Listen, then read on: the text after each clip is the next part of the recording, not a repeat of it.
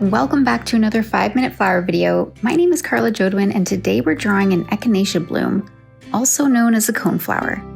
These cheerful late summer flowers are popping up all over my neighborhood right now in the most vibrant colors. Let's start off with the center of the flower, a tall, slightly domed oval.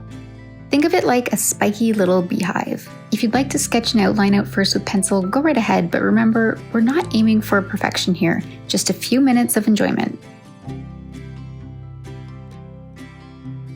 I'm shaping the cone with small, almost triangular marks, each with a little tip pointing upwards.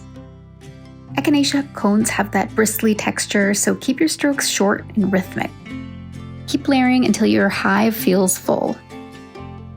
If you'd like a printable step-by-step guide, reference photos, and other bonus materials, you can find those over on my Patreon page, linked in the description.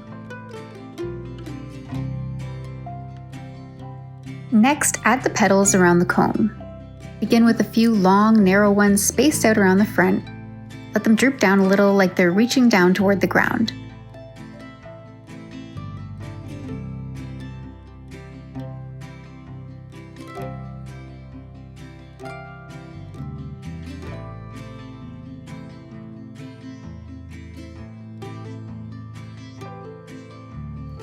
For the far side of the bloom, draw shorter U-shaped petals.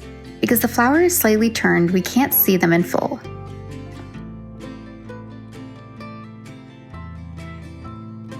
Then, tuck in a few more petals behind the first layer, just enough to peek out and fill in the gaps. If your petals aren't evenly spaced, perfect.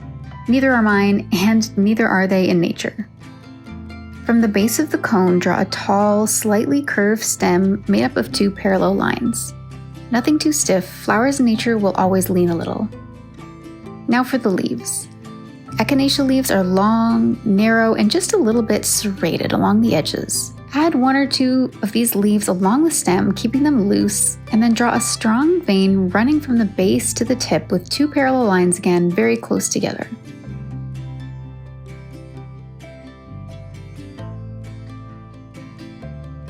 Add a few gentle curves branching upward toward the edges, keeping your lines light. If they look a bit broken, that's great, it adds texture.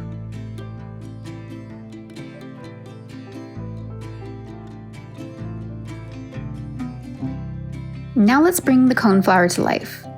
Go back to your petals and add quick, light lines at the base of each one, especially where they overlap. A little extra weight here creates depth, like the petals are curving toward the cone, with shadows at the base and light catching at the tips.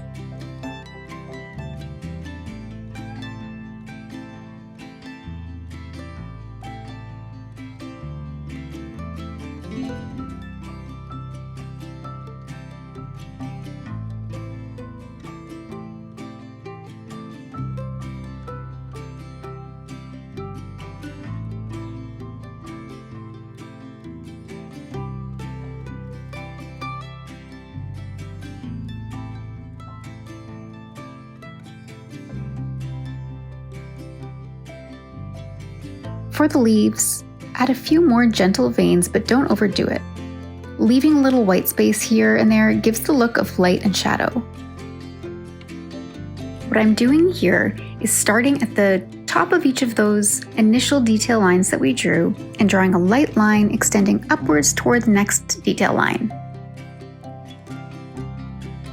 I'm not extending these lines all the way up because I want there to be a little bit of white space to create that look of light catching on those areas. This is just another way to add some texture to the leaves. Repeat these light lines on the second side of the leaf, and then finally let's add some quick, loose lines down the stem for texture. All I'm doing here is running my pen up and down with a broken line just to fill in a bit of the white space. And that's it, another 5-minute flower. Thanks for sketching along with me today.